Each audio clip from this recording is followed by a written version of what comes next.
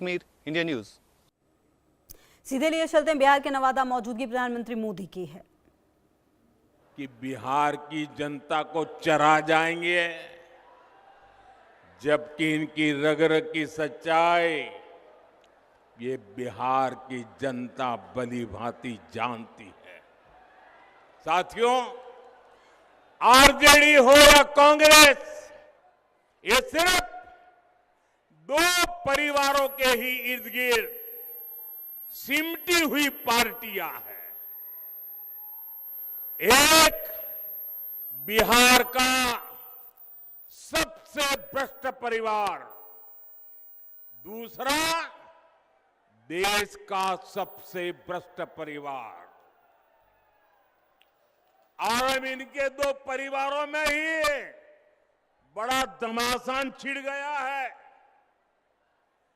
यहां एक जंगल राज के युवराज है, उन्हें लगता है कि कांग्रेस के युवराज की पदयात्रा ने उन्हें ही पैदल कर दिया है। और सोचिए, जंगल राज के युवराज को पैदल तो किया ही, सीएम पद के नाम पर कांग्रेस ने हामी तक नहीं भरी। इसके बाद आरजेडी ने भी कांग्रेस को सबक सिखाने की ठान ली। फिर पूरे देश ने देखा है कि कैसे आरजेडी ने बिहार कांग्रेस के अध्यक्ष के खिलाफ ही अपना उम्मीदवार उतार दिया। साथियों, आजकल ये दोनों दल एक दूसरे के बाल नोचने में लगे हैं। और तो खबर ये है कि हर बूथ पर कांग्रेस के लोगों ने आरजेडी को हराने की ठान ली है। आप देखिएगा, 11 तारीख को दूसरे चरण का मतदान खत्म होते ही कांग्रेस आरजेडी एक दूसरे का क्या हाल करते हैं, माथे फोड़ना शुरू कर देंगे।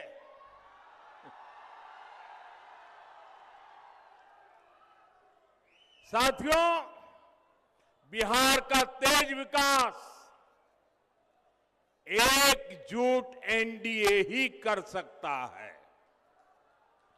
आज बिहार में नीतीश जी का शानदार नेतृत्व है, साथ में हमारे पूर्व मुख्यमंत्री मांझी जी है, उपेंद्र कुशवाहा जी है, मेरे युवा साथी चिराग बाबू है,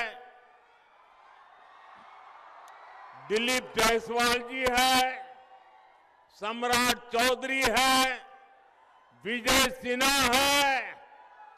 ऐसी एक सशक्त टीम हमारे पास है। एनडीए सबको अवसर देता है, सबको सम्मान देता है, जबकि जंगल राज वालों के लिए सिर्फ और सिर्फ अपना परिवार सबसे ऊपर है। साथियों, जो पिछड़ा है वो हमारी प्राथमिकता है। एनडीए सरकार की कल्याणकारी योजनाओं में ये साफ साफ दिखता है। हर गरीब को पक्का घर मिले, ये मोदी का संकल्प है। हमारी सरकार ने गरीबों के लिए देश में 4 करोड़ से ज्यादा पक्के घर बनवाए। ये 4 करोड़ घर आंकड़ा छोटा नहीं है। यहां बिहार के भी 60 लाख परिवारों को पक्के घर मिले। ये घर किसको मिले हैं? इन घरों के लाभार्थी गरीब, दलित, महादलित, पिछड़े, अति पिछड़े परिवार के ही लोग हैं। साथियों, नल से जल हो, गैस कनेक्शन हो, शौचालय हो, बिजली कनेक्शन हो, इसका सबसे बड़ा लाभार्थी भी वंचित समाज ही है। एनडीए सरकार मुफ्त अनाज और मुफ्त इलाज की भी सुविधा दे रही है ताकि गरीब की, वंचित की चिंता कम हो। साथियों, यही तो सामाजिक न्याय की सच्ची परिभाषा है। और ये परिभाषा बिहार ने देश को दी थी, लेकिन इन भ्रष्ट परिवारों ने अपने स्वार्थ के लिए ही इसका उपयोग किया। मैं बिहार एनडीए की टीम को बधाई दूंगा कि आपने सच्चे सामाजिक न्याय के संकल्प को लगातार मजबूती दी है। भाइयों और बहनों, मगध की इस धरती ने हर उतार चढ़ाव देखे हैं। मैं यहां के सभी नौजवान साथियों को बहुत सतर्क रहने के लिए कहूंगा। मेरे नौजवान साथियों, मेरी बात गौर से सुनिए और अपने परिवार के जो बड़े लोग हैं, जरा उनसे मेरी ये बात की चर्चा कीजिए। आप सोचिए, जब आपके दादा दादी, आपके नाना नानी ने श्री कृष्ण बाबूजी का दौर देखा था, उस दौरान बिहार नई उम्मीदों, नए भविष्य की तरफ आगे बढ़ रहा था। शिक्षण संस्थान बन रहे थे, छोटी बड़ी मिलें, फैक्ट्रियां लग रही थी, लेकिन अगली पीढ़ी यानी आपके दादा दादी, नाना नानी के बाद वाली पीढ़ी, मतलब कि आपके माता पिता, वो वाली पीढ़ी, और जब आपके माता पिता वाली पीढ़ी उनके जिम्मेवारी का समय आया, तो जो आपके दादा दादी, नाना नानी ने जो देखा था, वो सारे सपने आपके माता पिता के आते आते चूर चूर हो गए। क्योंकि तब बिहार में जंगल राज ने पैर रख दिए थे।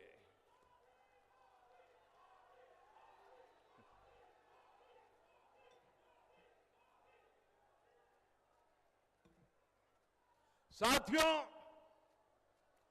आरजेडी के जंगल राज की एक ही पहचान थी, और जैसा ही मैं बोलूंगा, आप हर एक को लगेगा कि आपका मोदी सच बता रहा है।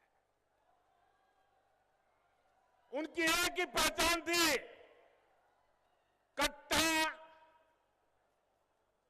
क्रूरता,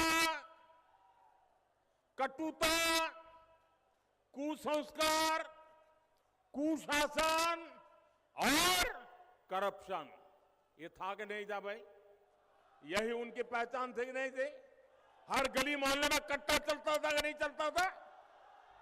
आए दिन कट्टे का खेल होता था कि नहीं होता था? जंगल राज की निशानियों ने मगध के गौरव पर नरसंहार का, समाज के में बंटवारे का दाग लगा दिया। हालत तो यह थी, किसी कर्मचारी का वेतन बढ़ता था तो वो परेशान हो जाता था। ये दिल्ली में बैठे एयर कंडीशन कमरे वालों को समझ नहीं आएगा। अगर बिहार में किसी का वेतन बढ़ता था तो वो परेशान हो जाता था। क्यों? क्योंकि ज्यादा वेतन का मतलब था आरजेडी को ज्यादा रंगदारी देना। उस दौर में स्कूल वीरान हो गए क्योंकि अध्यापकों के, उनके परिवारों के अपहरण होने लगे। माताएं बहनें जब तक रात शाम को ऑफिस का, स्कूल का समय पूरा होने के बाद वो दरवाजे के बाहर टिक की नजर से देख रही थी, इंतजार करती थी कि मेरा बेटा बेटी सुखरूप शाम को घर लौट आए। जंगल राज के उस दौर में 10-20 नहीं, करीब करीब 37,000, 37,000 अपहरण हुए थे। साथियों, नीतीश जी ने बहुत मुश्किल से बिहार को उस दौर से बाहर निकाला। अब बताइए साथियों, क्या आप, मैं नौजवानों आपसे पूछता हूं, मैं माताओं बहनों से पूछता हूं, आप मुझे बताइए, क्या जंगल राज को फिर से बिहार में लौटने देंगे? क्या जंगल राज को बिहार में आने देंगे? क्या आप कट्टा, दूनाली और रंगदारी के उस दौर को फिर से लौटने देंगे? साथियों, बिहार के लोगों ने दशकों तक जंगल राज के साथ ही नक्सली हिंसा का डबल अटैक सहा है। जब आपने 2005 में नीतीश जी की सरकार बनाई तो पक्का कर दिया था कि बिहार को जंगल राज से मुक्ति मिलेगी। और फिर जब आपने 2014 में मोदी को सेवा का मौका दिया तो ये पक्का कर दिया था कि बिहार को नक्सलवाद, माओवादी आतंक से भी मुक्ति मिलकर रहेगी। और हमने बिहार को माओवादी आतंक से मुक्त कराने के लिए दिन रात एक कर दिया। आजकल आप देख रहे हैं, सैकड़ों की संख्या में नक्सली लोग हिंसा का रास्ता छोड़ रहे हैं। देश का संविधान जीत रहा है, शांति प्रिय देश जीत रहा है। और शहरों में बैठे हुए ये जो अर्बन नक्सल है ना, वो उनकी रातों की नींद खराब हो गई है, क्योंकि वे भी अब ये आतंकियों का, कभी माओवादी आतंक जो हाथ में हथियार लेके चलते थे, जब आज उनके हाथ में संविधान देखते हैं तो ये अर्बन नक्सलों की नींद उड़ जाती है। साथियों, मैं बिहार के युवाओं से, मेरी बहन बेटियों से कहूंगा, आपकी जिम्मेदारी बहुत बड़ी है। आप आरजेडी के लोगों का चुनाव प्रचार देखिए, पूत के पांव पालने में ही दिख रहे हैं। ये आरजेडी वाले अभी कैसी कैसी धमकियां दे रहे हैं चुनाव के मैदान में। रंगदारी के रंग से, माओवादी आतंक के लाल रंग से, मेरे भाइयों बहनों, हमें बिहार को बचाना है। और ये हर नौजवान की जिम्मेदारी है, हर मां बहन की जिम्मेदारी है। साथियों, विकसित बिहार, विकसित भारत, ये हमारी प्राथमिकता है। एनडीए के सुशासन का फायदा आप हर तरफ अनुभव कर रहे हैं। 2005 से पहले बिहार में बिजली का भी हाल बेहाल था। बिजली के तार तो लगे थे, लेकिन लोग सोचते थे कि ये तो कपड़े सुखाने के लिए रस्सी लगी हुई है और बिहार में लोग ये बिजली के तार पर कपड़े सुखाते थे, वो हाल बना था। ये हमारी सरकार है जिसने बिहार के गांव-गांव में बिजली पहुंचाने का इंतजाम किया। मैं आप लोगों से एक आग्रह करूंगा, आप में से जितने लोगों के पास मोबाइल है, जरा मोबाइल फोन निकालिए और अपने मोबाइल फोन की जरा लाइट चालू कीजिए, लाइट ऑन कीजिए। सबके सब लोग अपने मोबाइल फोन की लाइट ऑन कीजिए। सब लोग यहां सब लोग, आप मुझे बताइए भैया, जब आपकी हथेली में इतनी तेज रोशनी है तो लालटेन की जरूरत है क्या? लालटेन की जरूरत है क्या? ये रोशनी है कि नहीं है? आपकी हथेली में है कि नहीं है? आपका भाग्य आपकी हथेली में है कि नहीं है? साथियों, छठ पूजा के समय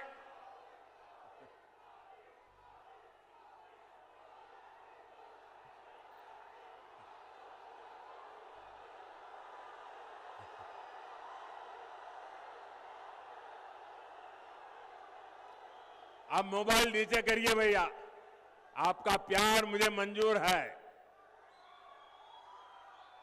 साथियों,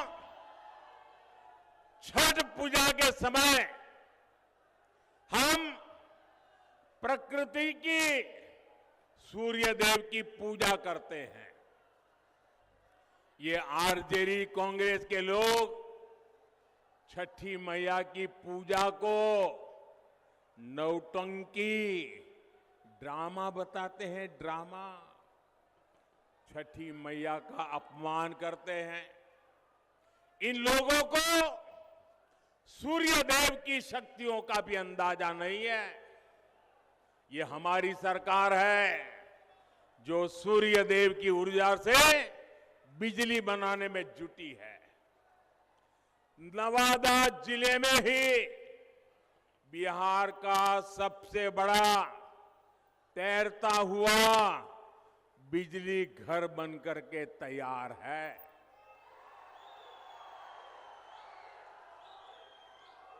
और जो दिल्ली से, बड़े बड़े शहरों से ये चुनाव की खुशबू लेने आए हैं ना, उनको भी मैं कहूंगा, जरा नवादा का ये तैरता हुआ सोलर प्लांट देख करके जाइए।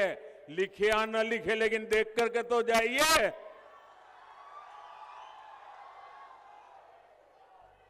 हम बिहार में पीएम सूर्यघर मुफ्त बिजली योजना का भी विस्तार करने में जुटे हैं।